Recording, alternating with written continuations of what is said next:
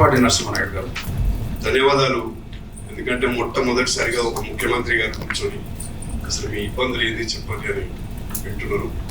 మేము 10 సంవత్సరాలు పోరాటం చేసి 5 సంవత్సరాలు ఇక ఈ మొండోడు వింటలేడని చెప్పేసి మొన్న లేటెస్ట్ ముఖ్యమంత్రి దగ్గరికి వెళ్ళి ఆయన పని చేసి ఇది విద్దామంటే చూడడానికి కూడా తిరగలేకుండా. కాబట్టి నేను నిజంగా కూడా మిమ్మల్ని అభినందిస్తున్నా. ముఖ్యంగా ఇది మానవత్వంతో కూడినటువంటి కార్యక్రమం. చాలా మంది ఏమనుకున్నారంటే అరే వాళ్ళేదో వాళ్ళ వ్యక్తిగత సమస్యల మీద పోతున్నారు, దీని ప్రభుత్వాలకు ఏం సంబంధం.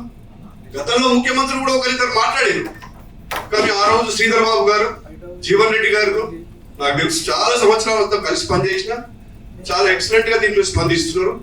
మొట్టమొదటిసారిగా మీరు దీని మీద దృష్టి పెట్టాలి.